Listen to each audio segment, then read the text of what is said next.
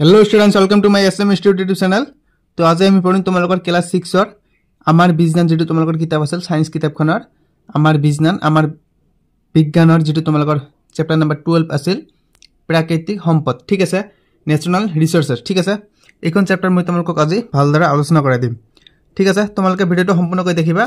তোমালোকক মই এই চেপ্টাৰৰ ভিতৰত যিবোৰ ভিতৰুৱা কোৱেশ্চন আছে এইবোৰ আলোচনা কৰি দিম আৰু তোমালোকৰ পাৰ্ট ভিত্তিক যিবোৰ কোৱেশ্চন আছে এইবোৰ সম্পূৰ্ণৰূপে তোমালোকক মই আলোচনা কৰি দিম। ঠিক আছে, তো তোমালোকে বহুত ষ্টুডেন্ট আছে, কিছুমানে মোক কমেন্টত জনাইছে যে স্যাৰ, তো তোমালোকে ইয়াতে বহুত ষ্টুডেন্ট আছে যে তোমালোকে মোক কমেন্টত জনাইছে যে স্যাৰ আমাক ইংলিশ মিডিয়ামত নালাগে, এছামিজ মিডিয়ামত অকল দিলে হৈ গ'ল। তো মই তোমালোকক আজিৰ এই ভিডিওটো অকল এছামিজ মিডিয়ামতে আলোচনা কৰাই দিম। ঠিক আছে, তোমালোকে ভিডিওটো সম্পূৰ্ণকৈ দেখা। ঠিক আছে, আৰু তোমালোকে যদি এতিয়ালৈকে চেনেলটো সাবস্ক্ৰাইব কৰা নাই সাবস্ক্ৰাইব কৰি লোৱা আৰু ভিডিওটোত এটি লাইক কৰি দিবা। তো আমি নাম্বাৰ 1 কোৱেশ্চন পঢ়িম। তোমালোকে কিতাপখনৰ 168 কিতাপ পেজ নম্বৰ বাহিৰ কৰি ল'বা। পেজ নম্বৰ 168 তোমালোকে বাহিৰ কৰি ল'বা। ঠিক আছে, ইয়াত অনুসন্ধান নাম্বাৰ 1 কোৱেশ্চন দি আছে কি আমি পঢ়িম কোৱেশ্চনটো যে তলৰ তালিকাত কেইটামান প্ৰাকৃতিক সম্পদৰ চিত্ৰ দি আছে। আমাক ইয়াতে চিত্ৰ দি আছে, তোমালোকে চাই লোৱা। ঠিক আছে, আমি চিত্ৰটো চালো, এতিয়া আমি পঢ়িম। আকৌ দিছে যে তালিকাৰ সোঁফালে নৱীকৰণযোগ্য আৰু অনৱীকৰণযোগ্য প্ৰাকৃতিক সম্পদৰ বিকল্প দিয়া হৈছে। তোমালোকে বাওঁফালৰ চিত্ৰসমূহৰ লগত সোঁহাতৰ গৰ্ভত থকা কোনটো উত্তৰ শুদ্ধ হ'ব মিলোৱা কৈছে তোমালোকক। ঠিক আছে, আমাক ইয়াতে দি আছে সামগ্ৰীৰ চিত্ৰ দি আছে, এটা ফেনৰ দি আছে, ইয়াতে সূৰ্যৰ চিত্ৰ দি আছে, এটা প্ৰাকৃতিক দৃশ্য দি আছে, আমাক শিলৰ চিত্ৰ দি আছে আৰু পেট্ৰল পাম্পৰ এটা চিত্ৰ দি আছে।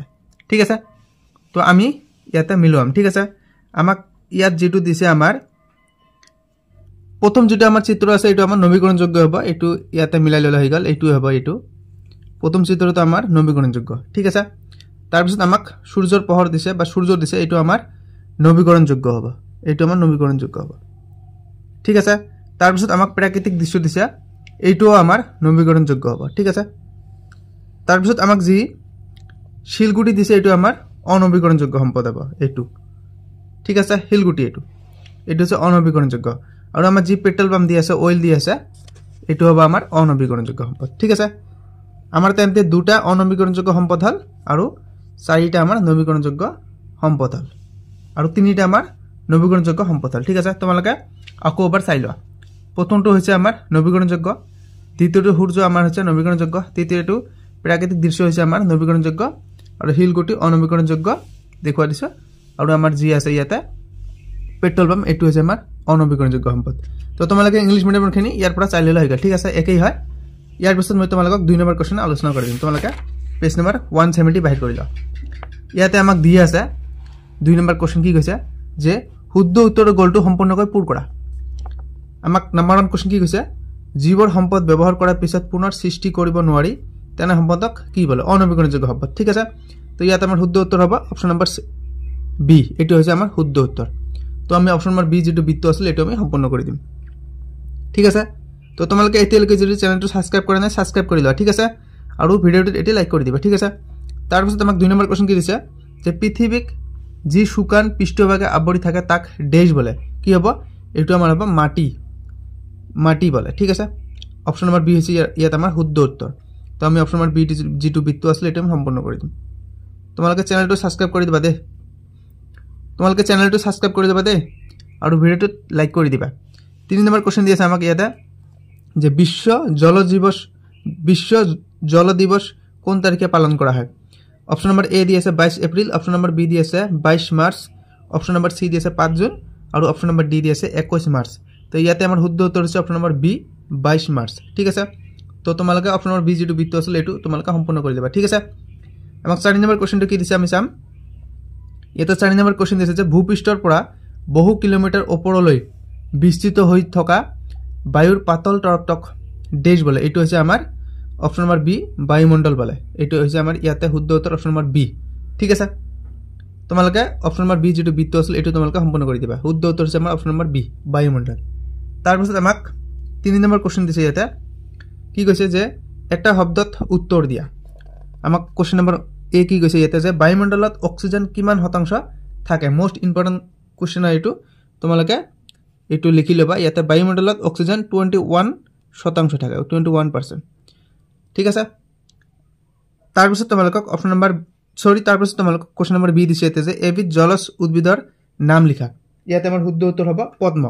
ঠিক আছে, তোমালোকে লিখি ল'বা পদ্ম বা পদ্মা, এটা দিলে হ'ল, পদ্ম দিলে হৈ গ'ল। ঠিক আছে, তাৰপিছত আমাক চি নম্বৰ কুৱেশ্যন দিছে, এতিয়া আমাৰ বি হৈ গ'ল, এবিধ জলজ উদ্ভিদৰ নাম পদ্ম। ঠিক আছে, তাৰপিছত আমাক চি নম্বৰ কুৱেশ্যন দিছে ইয়াতে যে এবিধ জলজ প্ৰাণীৰ নাম, মাছ দিলে হ'ল বা ঘৰিয়াল দিলে হ'ল, যিকোনো এটা দিলে হ'ল, মই মাছ দিছোঁ।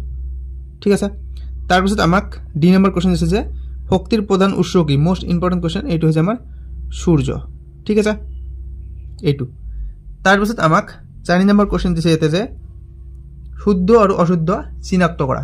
এই নম্বৰ কুৱেশ্যন কি দিছে আমাক, প্ৰথমটো কুৱেশ্যন দিছে যে অৰণ্য প্ৰাকৃতিক সম্পদ, এইটো আমাৰ শুদ্ধ হয়। ঠিক আছে, তোমালোকে শুদ্ধ বুলি লিখি ল'বা, মই অকল তোমালোকৰ ইয়াত ৰাইট চিন দিছোঁ। ঠিক আছে, তোমালোকে শুদ্ধ বুলি কিতাপত লিখি ল'বা বা তোমালোকৰ বহীত তোমালোকে শুদ্ধ বুলি লিখি ল'বা।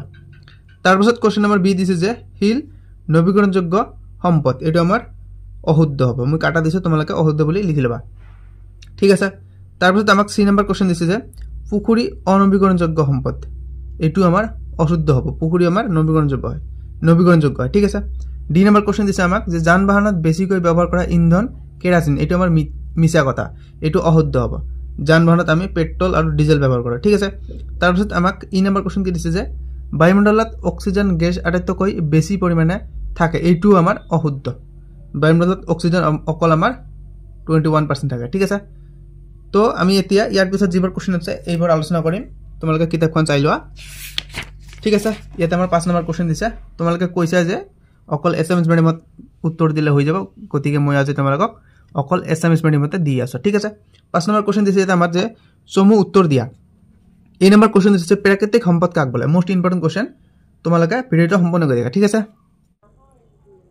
ইয়াতে আমাক উত্তৰ দি আছে যে প্ৰকৃতিৰ বুকুত পোৱা যিবোৰ পদাৰ্থ জীৱৰ বাবে আৱশ্যক সেইবোৰকে প্ৰাকৃতিক সম্পদ বোলে। ঠিক আছে, উদাহৰণ দি আছে যে মাটি, সূৰ্য শক্তি, অৰণ্য, শিল, খনিজ লৱণ, জীৱাশ্ম ইন্ধন আদি। তাৰপিছত আমাক বি নম্বৰ কুৱেশ্যন দি আছে ইয়াতে যে প্ৰাকৃতিক সম্পদক কেইটা ভাগত ভাগ কৰা হৈছে আৰু কি কি।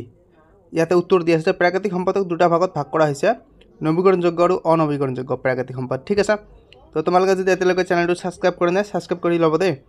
চি নম্বৰ কুৱেশ্যন দি আছে যে নৱীকৰণযোগ্য আৰু অনৱীকৰণযোগ্য প্ৰাকৃতিক সম্পদ কাক বোলে, উদাহৰণ লিখা।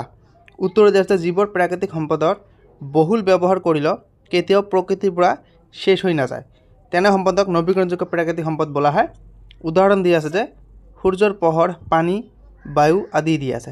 ঠিক আছে, তাৰপিছত আমাক অনৱীকৰণযোগ্য প্ৰাকৃতিক সম্পদৰ ডেফিনেশ্যন দি আছে যে যিবোৰ প্ৰাকৃতিক সম্পদ ব্যৱহাৰ কৰাৰ পিছত পুনৰ সৃষ্টি কৰিব নোৱাৰি তেনে সম্পদক অনৱীকৰণযোগ্য প্ৰাকৃতিক সম্পদ বোলা হয়।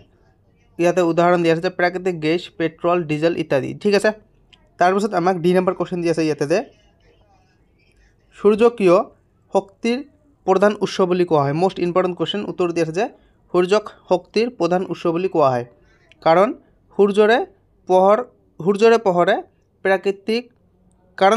পোহৰে উদ্ভিদৰ খাদ্য প্ৰস্তুত কৰাত সহায় কৰে। পৃথিৱীৰ সকলো জীৱক পোহৰ আৰু তাপ দিয়ে সূৰ্যই, সেয়ে সূৰ্য হৈছে সকলো শক্তিৰ প্ৰধান উৎস। ঠিক আছে, ইয়াৰ পিছত আমাক ই নম্বৰ কুৱেশ্যন দি আছে যে বৰষুণৰ পানী কিয় সংৰক্ষণ কৰিব লাগে। ইয়াৰ উত্তৰ আমাক ইয়াত দিয়া আছে যে বৰষুণৰ পানী সংৰক্ষণ কৰিলে ভূগৰ্ভস্থ পানী বৃদ্ধি পায়, খৰাং সময়ত পানীৰ অভাৱ কমে আৰু পানী প্ৰদূষণ ৰোধ হয়, সেইবাবে আমি বৰষুণৰ পানী সংৰক্ষণ কৰিব লাগে। ঠিক আছে, তাৰপিছত আমাক 6 নম্বৰ কুৱেশ্যন দি আছে যে ইয়াতে যে বিকল্প শক্তিৰ ব্যৱহাৰ কিয় কৰিব লাগে। উত্তৰ দি আছে যে ইয়াতে আমাক জীৱাশ্ম ইন্ধন সীমিত আৰু বায়ু প্ৰদূষণ সৃষ্টি কৰে, ই শেষ হৈ যাব পাৰে, সেয়েহে পৰিৱেশ সংৰক্ষণ কৰিবলৈ আৰু ভৱিষ্যত প্ৰজন্মৰ বাবে শক্তি সংৰক্ষণ কৰিবলৈ সৌৰ শক্তি, বায়ু শক্তি আদি বিকল্প শক্তি ব্যৱহাৰ কৰিব লাগে। ঠিক আছে, তাৰপিছত আমাক কুৱেশ্যন নম্বৰ 7 দি আছে যে কুৱেশ্যন নম্বৰ 7 আমাক দিছে যে সূৰ্যৰ তাপ ব্যৱহাৰ কৰি পোৱা শক্তিক কি শক্তি বুলি কোৱা হয়, মষ্ট ইম্পৰ্টেণ্ট কুৱেশ্যন। সূৰ্যৰ তাপ ব্যৱহাৰ কৰি পোৱা শক্তিক সৌৰ শক্তি বুলি কোৱা হয়। ঠিক আছে, তাৰপিছত আমাক 8 নম্বৰ কুৱেশ্যন দি আছে, কুৱেশ্যন নম্বৰ 8 বায়ুকল কি, বায়ুকলত কি কি শক্তি ব্যৱহাৰ কৰা হৈছে, মষ্ট ইম্পৰ্টেণ্ট কুৱেশ্যন। উত্তৰ দি আছে বায়ুকল হৈছে এটা যন্ত্ৰ যি বায়ু শক্তি ব্যৱহাৰ কৰি বৈদ্যুতিক শক্তি উৎপন্ন কৰে। বতাহে বায়ুকলৰ পাঠ চক্ৰ ঘূৰাই, যাৰ পৰা জেনাৰেটৰৰ সহায়ত বিদ্যুৎ উৎপন্ন হয়। বায়ুকলত বায়ু শক্তি ব্যৱহাৰ কৰা হয়, ঠিক আছে ইয়াতে তোমালোকৰ কোশ্চেন হ'ব পাৰে যে বায়ুকলত কি শক্তি ব্যৱহাৰ কৰা হয় বায়ু শক্তি ব্যৱহাৰ কৰা হয় অথবা তোমালোকক দি আছে যে বায়ুকল হৈছে এনে এটা যন্ত্ৰ যি বতাহৰ শক্তি ব্যৱহাৰ কৰি বিদ্যুৎ উৎপন্ন কৰে ই মাটিৰ পৰা অলপ ওপৰত থকা এটা ডাঙৰ পাংখাযুক্ত টাৱাৰ বায়ুকলত বায়ু শক্তি ব্যৱহাৰ কৰা হয় তোমালোকক ইয়াতে দুটা ডেফিনেশ্যন দি আছে যিকোনো এটা তোমালোকে চয়েস কৰি লিখিলে হৈ গ'ল ঠিক আছে বা চুজ কৰি লিখিলে হৈ গ'ল তোমালোকক ইয়াতে কোশ্চেন নম্বৰ 9 কোশ্চেন দি আছে কোশ্চেন নম্বৰ 9 আমাক ইয়াতে দিছে যে বায়ু ব্যৱহাৰ হোৱা দুটা কাৰ্যৰ বিষয়ে লিখা মোস্ট ইম্পৰ্টেণ্ট কোশ্চেন উত্তৰ দি আছে যে বায়ু ব্যৱহাৰ হোৱা দুটা কাৰ্যৰ বিষয়ে তলত আলোচনা কৰা হ'ল প্ৰথমত আমাক দি আছে যে বায়ুকলৰ জৰিয়তে বিদ্যুৎ উৎপাদন বায়ুৰ গতি ব্যৱহাৰ কৰি বায়ুকল চলোৱা হয় যাৰ জৰিয়তে বিদ্যুৎ উৎপাদন কৰা হয় 2 নম্বৰ দি আছে আমাক উৰাজাহাজ আৰু পেৰাচুট চলোৱা ইয়াতে আমাৰ উত্তৰ দি আছে যে উৰাজাহাজ পেৰাচুট পালতৰা নাও আদি চলাতো বায়ুৰ প্ৰয়োজন আমাক কোশ্চেন নম্বৰ 10 দিছে ইয়াতে কোশ্চেন নম্বৰ 10 হৈছে বতাহ যে শক্তি তাক বুজিবৰ বাবে তুমি দেখি থকা এটা উদাহৰণ দিয়া উত্তৰ দি আছে ইয়াতে যে বতাহ যে শক্তি তাক বুজিবৰ বাবে আমি তলত দিয়া ধৰণে উদাহৰণ দিব পাৰো ইয়াতে আমাৰ উত্তৰ দি আছে যে এটা চপাই বতাহত ঘূৰিছে বতাহ দেখা নাযায় কিন্তু চপাইৰ ঘোৰাৰ পৰা আমি অনুভৱ কৰিব পাৰো যে বতাহত শক্তি আছে ইয়াৰ শক্তিয়ে কোনো বস্তু ঘূৰাই দিব পাৰে হে বতাহ হৈছে এক শক্তি হে বতাহ শক্তিৰ এটা ৰূপ ঠিক আছে তাৰ পিছত আমাক কোশ্চেন নম্বৰ 11 দি আছে যে ৰদ দিয়াৰ বতৰত পানী ভৰ্তি পাত্ৰ এটা বাহিৰত থলে পানীখিনি গৰম হয় বুলি তোমালোকে জানা সূৰ্যৰ পৰা পোৱা এই তাপ ব্যৱহাৰ কৰি আৰু কি কাম কৰিব পাৰি উত্তৰ দি আছে যে সূৰ্যৰ পৰা পোৱা তাপ ব্যৱহাৰ কৰি আমি বহুত উপকাৰী কাম কৰিব পাৰি উদাহৰণ দি আছে ইয়াৰ কিছুমান উদাহৰণ তলত দিয়া হ'ল প্ৰথমত দি আছে আমাক সূৰ্যৰ তাপ ব্যৱহাৰ কৰি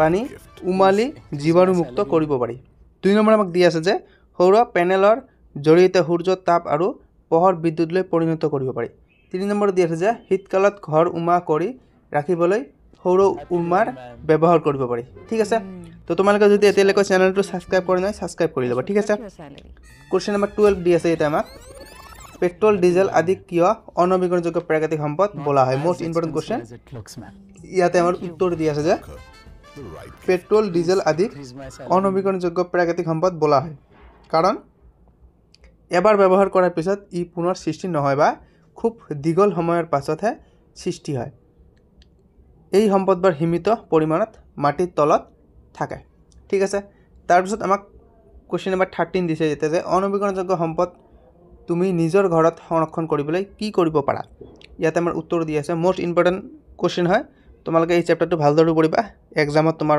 এই চেপ্টাৰটোৰ পৰা বহুত কোশ্চেন আহিব ঠিক আছে তোমালোকে অলপ মন দি চাই ল'বা উত্তৰবোৰ ইয়াতে উত্তৰ দি আছে অনবীকৰণযোগ্য সম্পদ নিজৰ ঘৰত সংৰক্ষণ কৰিবলৈ আমি এনে ধৰণৰ কাম কৰিব পাৰো গাড়ী চলাবলৈ গ্যাস বা পেট্ৰল সুৰক্ষিত আৰু যুক্তিসংগত পৰিমাণত ব্যৱহাৰ কৰা অনবীকৰণযোগ্য সম্পদৰ হলনি ইয়াত দি আছে যে পুনৰ ব্যৱহাৰযোগ্য সামগ্ৰী বেছিকৈ ব্যৱহাৰ কৰাৰ চেষ্টা কৰিব পাৰো ইয়াতে আমাৰ কোশ্চেন নম্বৰ 14 দি আছে যে পৃথিৱীৰ বেছি অংশ পানীৰে আগুৰা যদিও উপযোগী পানীৰ মাত্ৰা অতি নগণ্য সেয়ে পানী অভাৱত যাতে নষ্ট নহয় তাৰ বাবে তুমি তোমাৰ লগৰ বন্ধু বান্ধৱীক কেনেদৰে সচেতন কৰিবা উত্তৰ দি আছে যে পানী অভাৱত যাতে নষ্ট নহয় তাৰ বাবে মই লগৰ বন্ধু বান্ধৱীলৈ এনেদৰে সচেতন কৰিম ইয়াতে প্ৰথমটো দি আছে বৰষুণৰ পানী সংৰক্ষণৰ বিষয়ে বুজাম দ্বিতীয় দি আছে দাঁত মাজতে বা চুলি ধোতে টেপ বন্ধ ৰাখিব লাগে ঠিক আছে নম্বৰ মই দিছো ইয়াতে যে পানী ব্যৱহাৰ কৰাৰ সময়ত পানীৰ অপচয় নোহোৱাকৈ ব্যৱহাৰ কৰিব লাগে তাৰ পিছত আমাক কোশ্চেন নম্বৰ 15 দি আছে যে বৰ্তমান সময়ত চৰকাৰে প্ৰচুৰ পৰিমাণে গছপুলি ৰোপণৰ ক্ষেত্ৰত বিভিন্ন ধৰণৰ কাৰ্যসূচী হাতত লৈছে তোমালোকৰ বিদ্যালয়ৰ চৰকাৰী কাৰ্যসূচীৰ বাহিৰে বেলেগ সময়ত গছপুলি ৰোৱা যদি কি উপলক্ষে ৰোপণ কৰা উত্তৰ দি আছে যে হয় আমাৰ বিদ্যালয়ত চৰকাৰী কাৰ্যসূচীৰ বাহিৰে বিভিন্ন উপলক্ষত গছপুলি ৰোৱা হয় নিশ্চয় আগ্ৰহেৰে শিক্ষক শিক্ষয়িত্ৰী আৰু ছাত্ৰ ছাত্ৰীৰ সহায়ত এইবোৰ কাৰ্যসূচী পালন কৰা হয় গছপুলি ৰোৱাৰ কিছুমান উপলক্ষ হৈছে বিশ্ব পৰিৱেশ দিৱস 5 জুন বিদ্যালয়ৰ প্ৰতিষ্ঠাতা দিৱস শিক্ষক দিৱস স্বচ্ছতা অভিযানৰ অংশ হিচাপে আদি ঠিক আছে তাৰ পিছত আমাক কোশ্চেন নম্বৰ 16 দি আছে যে প্ৰাকৃতিক সম্পদৰ সংৰক্ষণৰ ক্ষেত্ৰত চৰকাৰে লোৱা কাৰ্য অথবা এটা দিনৰ নাম লিখা মোস্ট ইম্পৰ্টেণ্ট কোশ্চেন ইয়াতে অথবা এটা দিৱসৰ নাম লিখিব গৈছে ইয়াতে আমাৰ উত্তৰ দিছে প্ৰাকৃতিক সম্পদ সংৰক্ষণৰ ক্ষেত্ৰত চৰকাৰে লোৱা কাৰ্য আমাক ইয়াতে দিছে যে বৰ্ষা বনানী অভিযান চৰকাৰে বৃক্ষৰোপণৰ জৰিয়তে বনাঞ্চল বৃদ্ধি কৰাৰ উদ্যোগ লৈছে তাৰপিছত 2 নম্বৰ দিছে আমাক প্লাষ্টিক নিষেধাজ্ঞা একেলগে বহুবাৰ ব্যৱহাৰ নকৰা প্লাষ্টিক সামগ্ৰী আদিৰ ব্যৱহাৰ নিষেধাজ্ঞা আৰোপ কৰা হৈছে তাৰপিছত আমাক প্ৰাকৃতিক সম্পদৰ সংৰক্ষণৰ ক্ষেত্ৰত চৰকাৰে লোৱা এটা দিৱসৰ নাম হৈছে বিশ্ব পৰিৱেশ দিৱস ঠিক আছে তোমালোকে এইটো মনত ৰাখিবা যে প্ৰাকৃতিক সম্পদ সংৰক্ষণৰ ক্ষেত্ৰত চৰকাৰে লোৱা এটা দিৱসৰ নাম হৈছে বিশ্ব পৰিৱেশ দিৱস তাৰপিছত আমাক কোৱেশ্চন নম্বৰ 17 দিয়া আছে যে বৰ্তমান সময়ত দিনক দিনে পৃথিৱীত উষ্ণতাৰ পৰিমাণ বৃদ্ধি হ'বলৈ ধৰিছে এই উষ্ণতা বৃদ্ধি ৰোধ কৰিবৰ বাবে তুমি বন্ধু বান্ধৱীৰ সৈতে লগ হৈ কি পদক্ষেপ হাতত ল'ব পাৰা তোমাৰ আঁচনি যুগত কৰিবা ইয়াতে উত্তৰ দিছে যে পৃথিৱীৰ উষ্ণতা বৃদ্ধি ৰোধ কৰিবৰ বাবে আমি বন্ধু বান্ধৱীৰ সৈতে সেউজ অভিযান নামৰ এখন আঁচনি আৰম্ভ কৰিম তলত দিয়া আছে ইয়াতে আমাৰ যে তলত দিয়া ধৰণে এই আঁচনিত দিয়া পদক্ষেপসমূহ লোৱা হল প্ৰথমটো আমাক কি দিছে ইয়াতে তোমালোকে চোৱা যে গছপুলি ৰোপণ অভিযান তাৰপিছত আমাক 2 নম্বৰ দিছে প্লাষ্টিক মুক্ত অঞ্চল গঠন 3 নম্বৰ দিছে বিদ্যুৎ সংৰক্ষণ আৰু সঠিক ব্যৱহাৰ 4 নম্বৰ দিছে সচেতনতা শিবিৰ পোষ্টাৰ প্ৰদৰ্শনীৰ লগতে ৰেলীৰ আয়োজন ঠিক আছে তাৰপিছত আমাক 18 নম্বৰ কোৱেশ্চন দিয়া আছে তোমালোকৰ 18 নম্বৰ কোৱেশ্চনটো ইমান দৰকাৰ নাই তোমালোকক নালাগে তো আজি ভিডিও আমাৰ এইখিনি যদি ভিডিওটো ভাল লাগে তোমালোকে চেনেলটো সাবস্ক্ৰাইব কৰিব আৰু ভিডিওটো লাইক কৰিবলৈ নাপাহৰিবা বাই বাই টেক কেয়াৰ